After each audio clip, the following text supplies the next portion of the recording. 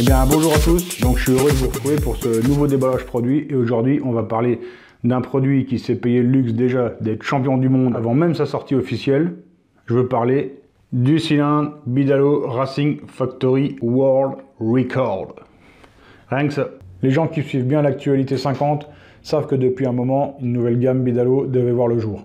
Donc moi j'avais eu la chance de bosser sur des versions de pré-série. Ça fait un petit moment déjà que je vous l'avais présenté en photo, que Bidalo en parlait. Et aujourd'hui, il est là, le nouveau cylindre, Bidalo Racing Factory WR. C'est parti. Donc et oui, comme vous le saviez certainement, le cylindre Bidalo Racing Factory dernière évolution a été monté sur la machine de Bidalo Expresso afin de se rendre aux États-Unis et de tenter de battre un record sur le lac Salé. C'est un pari osé, mais ils ont réussi à le faire cet été.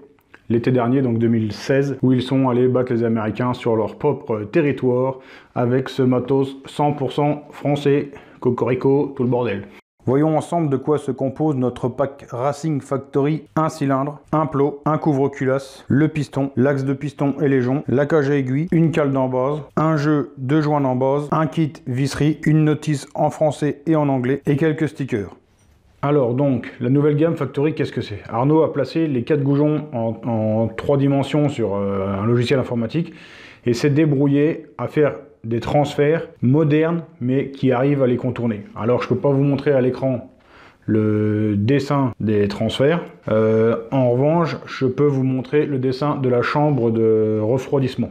Donc l'eau qui se trouve tout autour du cylindre forcément, qui entoure l'échappement, comme on le voit à l'écran. Ici, en fait, l'architecture externe du cylindre, donc sa forme totale, dépend uniquement du dessin interne du cylindre. C'est-à-dire que, si vous voulez, les transferts ont été dessinés, la chambre de flotte a été dessinée, et en gros, on garde une épaisseur constante d'aluminium tout autour des différents dessins. Donc, je vous dis n'importe quoi, on va dire 5 mm d'aluminium autour des transferts, 5 mm d'aluminium autour de la flotte, ce qui donne, en fait, la forme extérieure du cylindre. Tout est fait pour la performance. Alors qu'est-ce que c'est que cette histoire d'épaisseur constante de l'aluminium autour des éléments?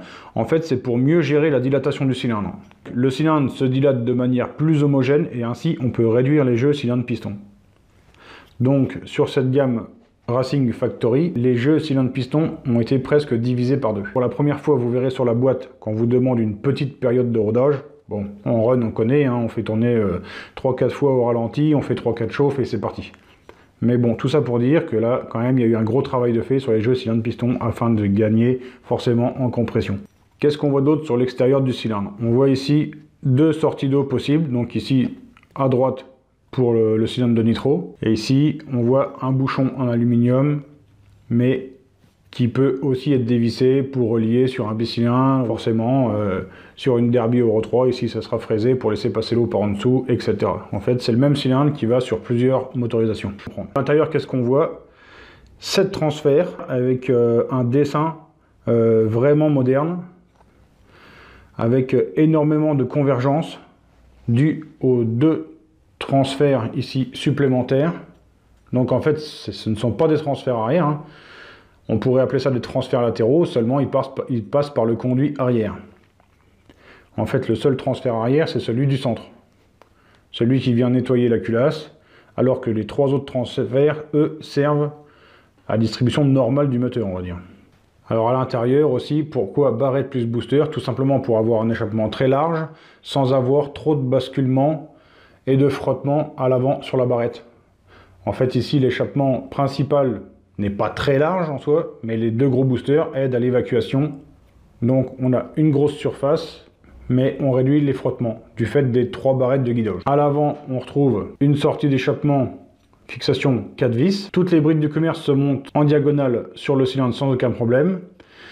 Et alors 4 trous, pourquoi? Tout simplement car une bride label est prévue, une bride où le prix doit être contenu normalement juste un tout petit peu en dessous de 30 €. Donc la bride label, en fait, tout simplement va venir continuer le travail du booster à l'intérieur du conduit, c'est tout. C'est pour allonger un peu le conduit d'échappement. Alors à savoir aussi, le conduit d'échappement par rapport à un cylindre de nitro classique est majoré de 8 mm, ce qui veut dire que les pots standards actuellement sur le marché, bon, ça fonctionnera dessus, mais vont nous bloquer pas mal sur la longe moteur. Que soit il faudra raccourcir énormément les brides, soit se procurer le pot qui est prévu pour, qui sortira dans quelques semaines. Donc à l'intérieur, forcément, on retrouve un traitement Nicasil, des plus classiques.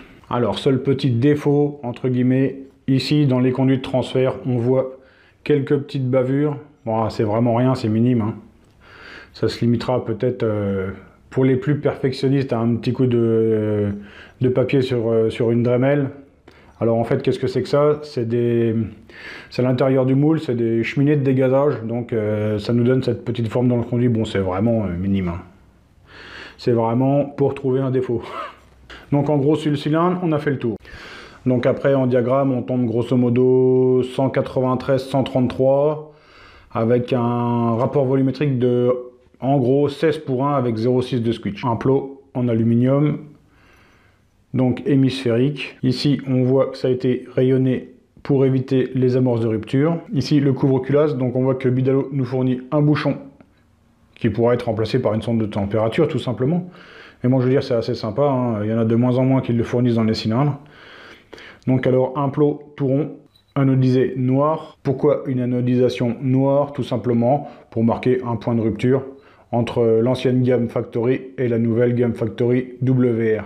Dans la nouvelle gamme, un piston qui est maintenant coulé, qui n'est plus forgé, coulé pour pouvoir augmenter sa teneur en silice et ainsi éviter les déformations. Donc aussi, chose importante, le piston est en 50,5. Donc pourquoi une cote de 50,5? En fait, c'est pour se rapprocher au maximum des cylindrées de 80 et 90 cm3, en conservant les Villebroquin course 40 et course 44 et 44,9.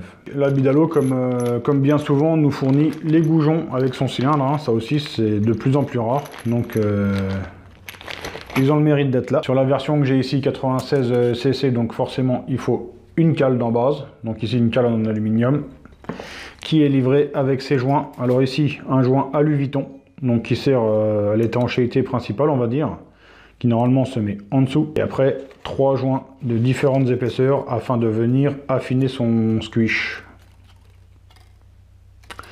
Et la dernière des choses, comme à son habitude, Bidalo nous livre une super notice. Alors moi je vous invite vraiment à la lire. Dedans il y a plein de choses intéressantes. C'est en couleur, c'est en français-anglais. Pour celui qui voudrait lire une notice en anglais, donc voilà, donc il y a les plans d'usinage de Carter. On retrouve un peu au dos, vous trouvez les valeurs de squish suivant les carburants. Donc ici on nous donne au sans-plomb 0,75, à l'avgaz 0,65 et avec une essence plombée Racing entre 0,50 et 0,55. Donc voilà, hein, vous trouvez à peu près tout là-dessus. Les couples de serrage, vraiment une notice complète comme à l'habitude chez Bidalo. Voilà, donc j'ai été très heureux de vous présenter la nouvelle gamme Bidalo Factory WR. Pour ce qui est des performances, Bidalo annonce sur son banc d'essai une majoration de puissance par rapport à l'ancienne gamme. En gros, plus 15% d'entrée de jeu dès les premiers tests. Donc dans le futur, je pense qu'avec les nouveaux échappements, etc., la puissance va continuer à monter. Vous pouvez d'ores et déjà retrouver le cylindre à la vente chez tous les VPCistes, Scootfast ou autres. C'est ici que s'achève l'épisode sur le cylindre Bidalo. J'ai été heureux de vous retrouver pour ce déballage. Je vous invite à partager, à liker, à mettre du pouce bleu sur YouTube. Franchement, ça nous fera avancer. Je vous dis à très bientôt pour un déballage, je vous le dis tout de suite, du nouveau Villebroquin Bidalo. Merci à tous, bye!